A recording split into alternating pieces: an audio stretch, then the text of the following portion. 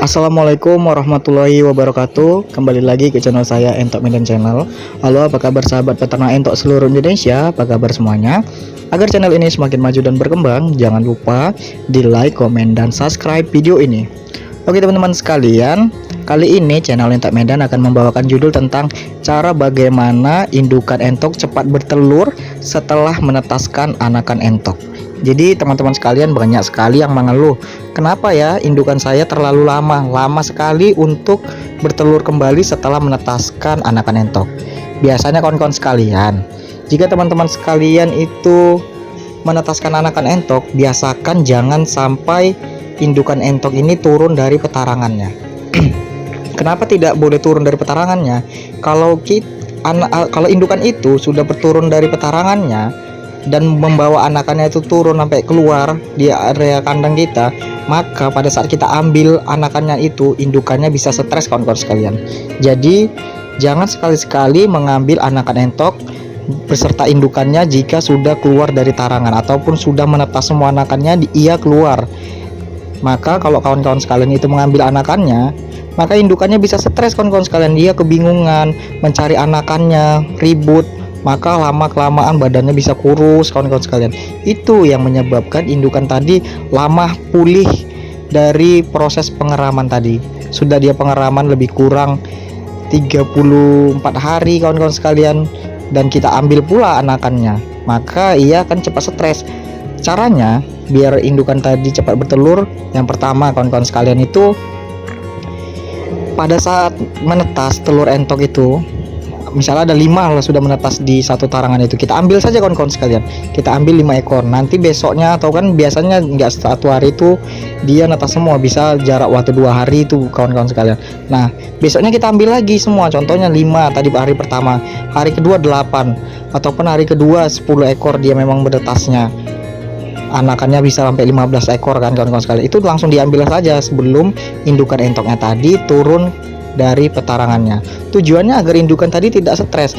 Kalau kita ambil telurnya kawan-kawan sekalian, indukannya tidak stres, malah dia hanya berdiam diri di kandang saja. Dia biasanya ngerem tapi tidak ada telurnya kawan-kawan sekalian. Dia biasanya ngeram tapi tidak ada telurnya. Nah caranya kita mandikan entok indukan tadi itu, kita mandikan kawan-kawan sekalian. Kita mandikan, kita basahin, kita celupkan ke dalam air sampai kepalanya itu memang tenggelam kawan-kawan sekalian. Kita memang mandikan lah indukan tadi. Kita bersihkan, benar-benar bersihkan indukan tadi sampai benar-benar bulunya itu tadi basah, sampai dia tidak hangat lagi kawan-kawan sekalian. Biasa kan kalau indukan mau ngeram itu kan hangat badannya, sampai benar-benar badannya itu tadi dingin kawan-kawan sekalian, sampai benar-benar dingin. Maaf ya kawan-kawan sekalian, tidak saya praktikkan karena di sini saya lagi kurang fokus di kandang kawan-kawan sekalian, maka tidak saya buat video memandikan indukannya tadi. Jadi indukannya tadi kita basahi sampai benar-benar kering. Nah lalu indukannya tadi setelah basah kuyup sampai memang betul-betul badannya sampai getar-getar kawan-kawan, sampai hilanglah rasa ia ingin mengeram itu, sampai getar-getar badannya itu, baru kita angkat, kita jemur indukannya tadi di satu kandang. Kita jemur indukan tadi, lalu tidak boleh ada basor satu ekor pun di dekat indukan tadi, ataupun kita karantina benar-benar indukan tadi tidak ada basor, karena basor ini juga bisa membuat dia makin stres karena dikejar-kejar terus kan mau dikawini kawan-kawan sekalian. Makanya indukan tadi kita pisahkan langsung, kita karantina langsung indukan tadi. Lebih kurang itu jangka waktu 2 minggu kita beri makan yang enak dia. Kita beri pakan yang benar-benar proteinnya bagus, jagung bulat, beserta pakan-pakan tambahan di siang hari untuk cemilan dia. Kita buat dia senyaman mungkin, serileks mungkin.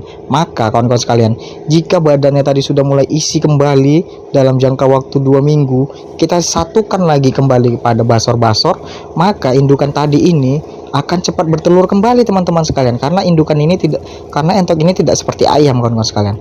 Indukan ini kalau ayam di situ dia mau bertelur, di situ dia kawin kawan-kawan sekalian. Di situ dia mau bertelur, di situ dia kawin, maka besoknya telurnya fertil. Tapi kalau indukan entok ini enggak kawan-kawan sekalian. Dia istilahnya menyimpan, dia kita kawinkan minggu ini, minggu depan baru ia bertelur. Tidak langsung dia. Kalau di situ dia mau bertelur, misalnya ini hari indukan kita bertelur, baru kita satukan sama basor, maka telur pertama itu tidak fertil kawan-kawan sekalian. Tidak fertil ini dalam kata telur ini ada isinya. ada dibuahi lah bahasanya kawan-kawan, dibuahi oleh pejantan. Kalau ayam bisa langsung jadi, tapi kalau basor 1 minggu ini harus dikawinkan, maka minggu depan kita sudah bisa memisahkannya dari basor. Nah, intinya pada saat dia setelah bertelur ataupun setelah menetaskan telur, kita karantina lebih kurang 2 minggu saja kawan-kawan sekalian. 2 minggu saja kita karantina. Misalnya ada lebih kurang 10 ekor indukan, ya kan, 10 ekor indukan tadi ini baru siap menetaskan telur. Nah, 10 ekor ini langsung kita karantina, tidak ada basor, tidak dicampur padukan dengan basor, hanya khusus kandang indukan untuk pemulihan. Jadi badannya itu tadi cepat gemuk kembali, cepat isi kembali, cepat langsung bisa produksi telur kembali.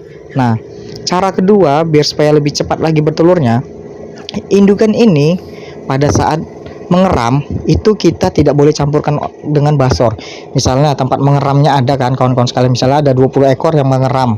Nah, tempat pengeraman indukan tadi kita kasih sekat lah, atau kita kasih jaring biasa itu kawan-kawan sekalian, jaring hijau itu ataupun kawat jaring boleh. Jadi indukan tadi kita beri tempat atau kita beri ruang untuk makan lah.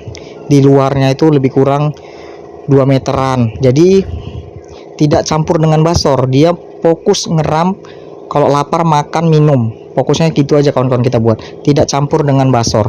Nah, di situ dia mengeram pun pakannya cukup kawan-kawan sekalian, badannya nggak kurus. Biasanya kan indukan-indukan ini badannya kurus karena dia keluar dari tempat petarangan telurnya, misalnya kan dia lagi ngeram, terus tuh dia lapar, dia keluar dari kandang, dikejar-kejar basor lagi dia kawan-kawan sekalian, kan banyak gitu kan, dikejar-kejar sama pejantannya, dia stres nggak dapat makan, lari lagi ke area kandang ataupun balik lagi ke petarangan telur, maka ia tidak kurang asupan gizinya kawan-kawan sekalian. Jadi kita sekat saja tempat bertelurnya tadi, kita beri ruang lebih kurang 2 meter untuk umbaran, tidak boleh ada basor yang masuk ke area tersebut.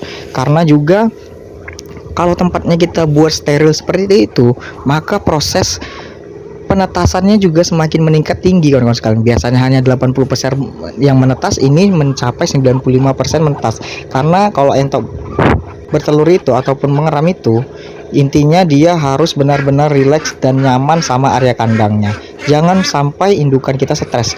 Kalau indukan bisa stres kawan-kawan sekalian, indukan ini stres, diganggu atau kita bolak-balik masuk ke kandang ngecek indukan, maka indukan ini bisa stres. Ada indukan yang stresnya makan telurnya kawan-kawan sekalian, itu paling penyakit yang paling, pokoknya para peternak seluruh Indonesia ini pasti benci kali lihat indukan yang makan telurnya, karena kita sudah menunggu lama-lama untuk breeding, pada saat ia mengeram malah telurnya dimakan, dipecahi. Ada kawan-kawan sekalian yang indukan seperti itu akibat dia stres. Maka indukan yang sedang mengeram itu lebih baik teman-teman sekalian itu disekat, jangan sampai tercampur dengan basor. Pakannya wajib kita penuhi seperti protein dan juga karbohidrat. Nah, karbohidrat lalu kita berikan juga sayur-sayuran biar pakan dan gizinya itu seimbang. Jadi teman-teman sekalian, badannya itu cepat sekali membentuk kembali. Pada saat ia mengeram, badannya tetap gemuk kawan-kawan sekalian. Jadi kalau seperti itu, 2 minggu saja kita karantina lagi, indukan tadi bisa cepat bertelur kembali. Jadi kawan-kawan sekalian, sangat gampang ya untuk membuat indukan ini cepat bertelur lagi dari setelah ia mengeram atau menetaskan telur. Nah, yang penting tadi seperti contoh yang tadi sudah saya jelaskan dari yang pertama tadi sampai yang akhir ini. Kawan-kawan sekalian, jika masih bingung, itu tonton videonya beberapa kali. Saya juga awal mulanya belajar, terus menerus belajar. Jika pun saya belajar dari orang lain, saya terus menerus bertanya sampai benar-benar saya jelas kawan-kawan sekalian. Kalau kawan-kawan sekalian menontonnya di skip-skip, maka ya kurang juga ilmu yang kawan-kawan sekalian itu serap. Oke, kawan-kawan sekalian, saya rasa paham ya kawan-kawan sekalian dari penjelasan saya kali ini. Bisa dilihat indukan-indukan ini gemuk-gemuk ya kawan-kawan sekalian. Nah, ini karena saya karantina. Oke, sekian dulu dari channel Entok Medan. Assalamualaikum warahmatullahi wabarakatuh.